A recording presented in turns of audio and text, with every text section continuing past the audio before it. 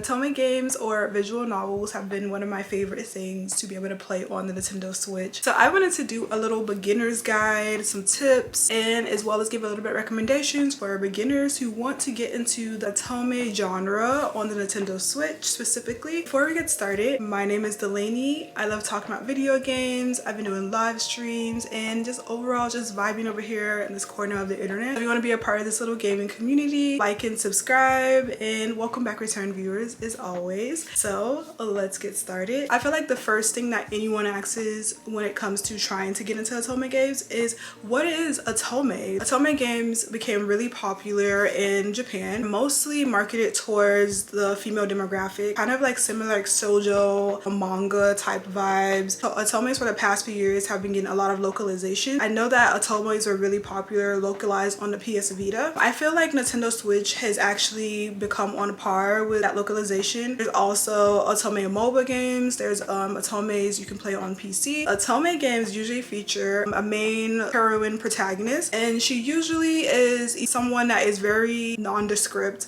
someone that's easy for the player to put themselves into her role, and it's usually kind of like a reverse harem. So I like to describe it as kind of like if you really love Oran Host Club or Fruits Basket, kind of similar vibes.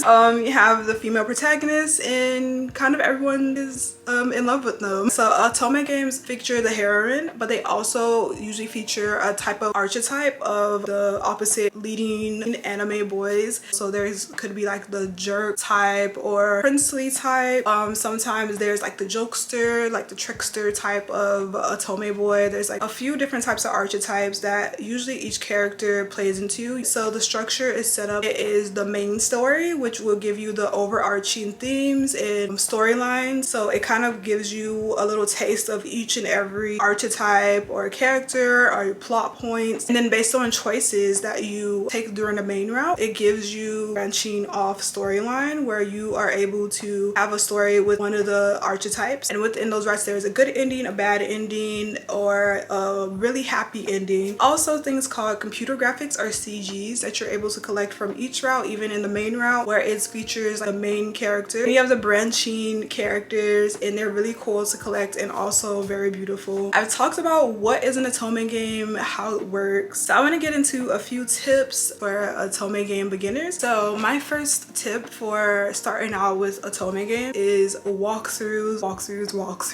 When I first started playing Otome games, from what I knew, it's based off different routes that you pick and based on your choices. So I thought that I could blindly play through and be able to get the route that I wanted based on the choices that I was choosing. But I learned from my trial and error of trying to go about it on my own with my choices is you need a walkthrough. Because Otome games usually have the main route and the branching off route, there is a very specific way for you to like choose dialogue options from choices that you get in each chapter. There's usually like a way that each route makes sense. So there's like a type of order that you have to go to. You have like a sense of the story based on those routes, and then usually sometimes those unlock a secret route, secret CG. So I highly recommend finding a walkthrough online. There's a blog that I like to use called Otome Kitten, and they do reviews, they do walkthroughs, and they also are able to tell you specifically what order to do each route in without giving you any spoilers, which I really love. I usually have like an iPad or my phone on me with the route options that'll tell me like what to choose so I can get to a certain route or even get to a good ending or bad ending, which leads me to my next tip, which is always saving. I feel like being organized with your saves will really help out when it comes to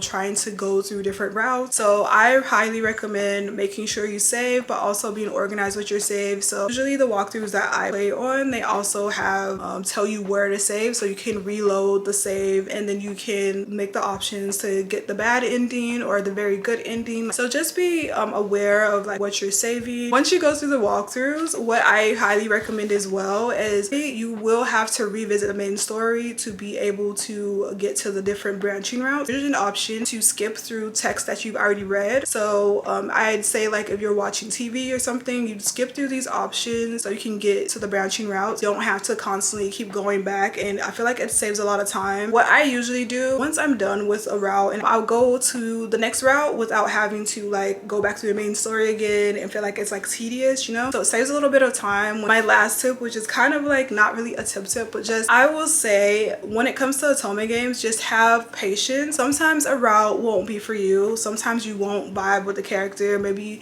you're highly dislike the character, which I've had happen to me before. Just know that there's going to be another route that you vibe more with. So those are some of my tips for beginners, and so I'm going to lead now into some Otome games that are the best for starting out as a beginner. So first game on my list is Cold Realize, and I will say a disclaimer that I have not finished completely Cold Realize, but I feel the need to put it on my list mostly because when I was looking up Otome games, it's one of the first ones that I saw was available on Nintendo Switch to play. It has 3 different sequels, so there's like the first Cold Realize, there's a second one, there's like a Christmas one. I'm gonna recommend this one mostly because it's kind of like the Otome game. Cold Realize is about this girl who is living in isolation. She doesn't have any memories of her childhood, and she has this affliction, I will say, where her skin is acidic, so anyone who touches her will burn. She's taken in by this group of thieves. It's set in a steampunk world, so it's like in the 19th century London. Each guy has a reference to a book character. So there's one that's inspired by Victor Frankenstein, there's another one that's inspired by Van Helsing. So each one is based on like a literary historical character, which I think is pretty cool. You have to uncover the mysteries between Cardia's affliction as to why her skin is acidic and what happened to her memories. So the second game, and this is actually one of my favorites, is Cafe Enchante. Play is Cotone. I don't know if I'm saying that correct. She inherits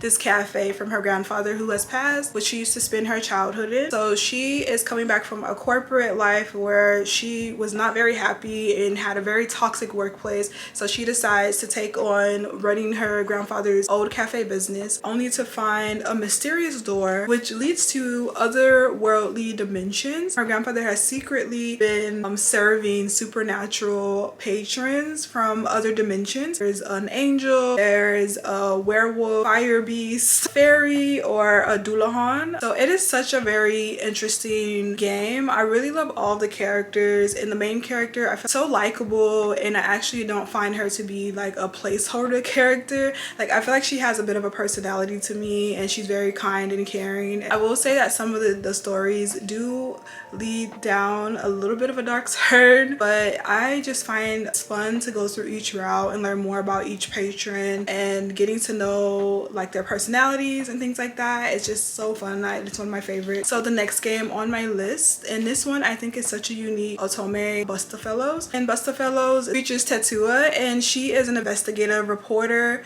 She has a dark past where she witnessed the murder of her brother. I know that sounds kind of dark. And she also has this ability or this superpower where she's able to leap back in time for short periods of time, but the catch is that she is inhabiting someone else's bodies, kind of like a quantum leap kind of thing, but it's only for a short amount of time, so she has to be very decisive. She becomes entangled with this group of, I want to say, kind of like misfit bandits. The main leader of the group is called Limbo, and he is considered a crooked lawyer. He's like a very good defense attorney, so it is very interesting. Kind of has like a Robin Hood aesthetic where they're like trying to help downtrodden, and I really enjoyed all of the routes. The last game that I think is perfect for beginners is Cupid's Parasite. I talked about Cupid's Parasite before because it is one of my favorites on the Switch. In Cupid's Parasite, you get to play Cupid as she comes down to Earth to basically see if she can matchmake without using her powers. So she works at this matchmaking firm where she's very successful at her job, but there are 5 misfits that are unmatchable. So it's like a romantic comedy. Cupid has her hands full trying to match these 5 suitors who have a bit of idiosyncrasies that make it harder for them to find love, but along the way she ends up falling in love herself. I love Cupid's Parasite because it mixes a nice bit of romance with comedy, and it has a little bit of wacky bits with it and silly, and it doesn't take itself too seriously. There's also going to be a fan disc, which is like a sequel to Cupid's Parasite that's going to release sometime this year, which I'm very excited about for that too. Highly recommend Cupid's Parasite of all the games on this list, and it has just a tiny bit of spice in it. Those are all of the Otome games and tips for beginners. I really hope this helps. Let me know down in the comments if there's any other questions you have about Otome games that I didn't get to answer, and I hope all you guys are doing well as always, and thank you so much for watching if you made this far into the video, and have a wonderful day. See you in the next one. Bye.